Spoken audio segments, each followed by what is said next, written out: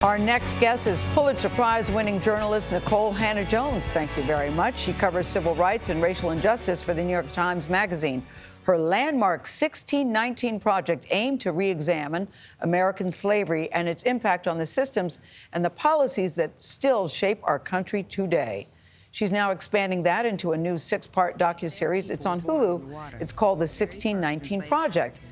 Nikole Hannah-Jones is host and executive producer. Now, this clip is from episode number 3. It examines the history of blackface. The origins of blackface aren't really known, but the myth goes that a man named Thomas Rice saw an older black man grooming a horse while singing and dancing, and a light bulb went off.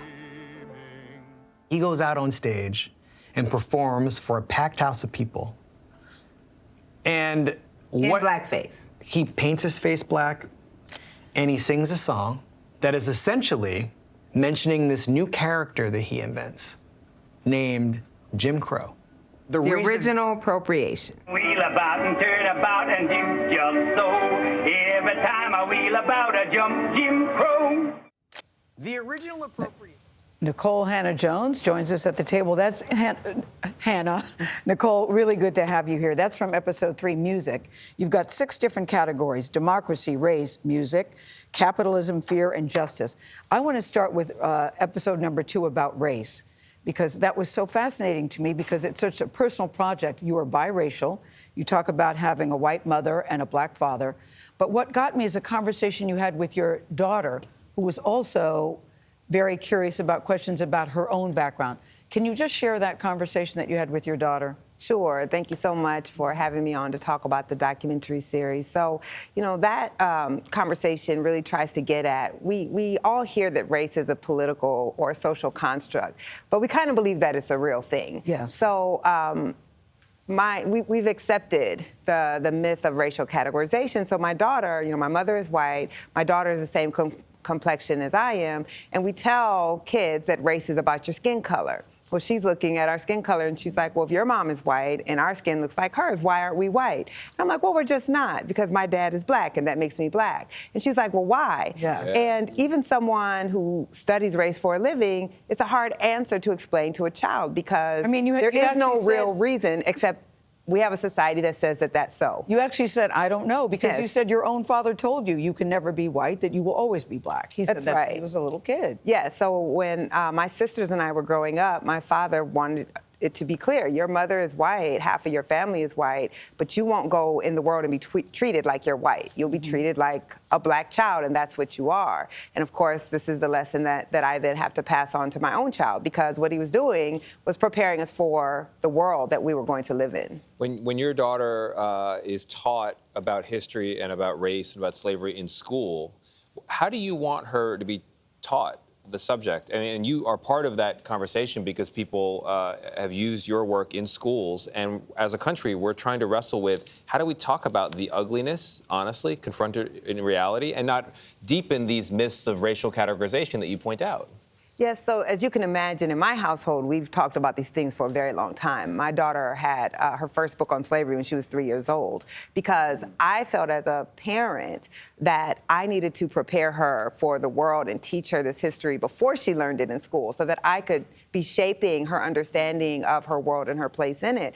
And the thing is, our children are going into a world that's already sending them messages about race. Yes. And so we think we might be protecting them by not teaching them this history, but actually we're not, because they're getting those messages and they have no explanation for why their world looks like it looks, right? We live in a black neighborhood. My daughter goes to a black school. She sees how housing is different depending on who lives in the neighborhood. She's being treated a certain way when she goes out into the public. So to me, our job as both parents and educators is to try to be truthful.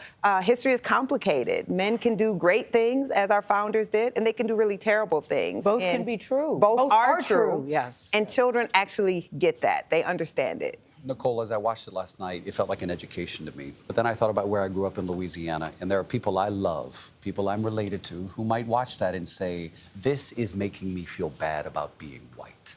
What do you say to people who think that? Well, one, what I hope people take away from the documentary is that the legacy of slavery is shaping all of our lives, no matter our race, right? The capitalism episode shows how there are millions of white workers who also are struggling to pay their bills because of an economy built on the exploitation of labor.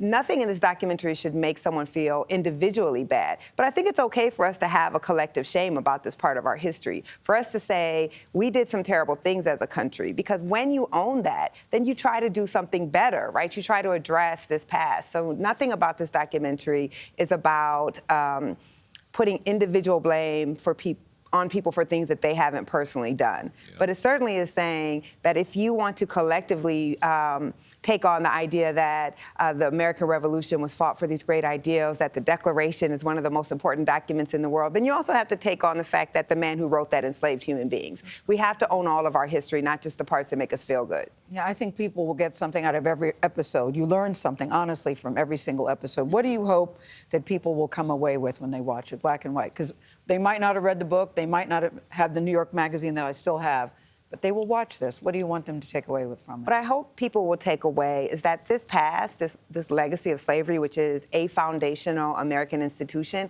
is shaping our society whether we acknowledge it or not. People will learn so many new things in every episode, but also see how that past is shaping our present. So to me, we can try to hide from it as we have, but we have a country that is very polarized because we haven't dealt with it. All right, Nikole Hannah-Jones, bravo to you again. New episodes of the 1619 Project are available Thursdays on Hulu.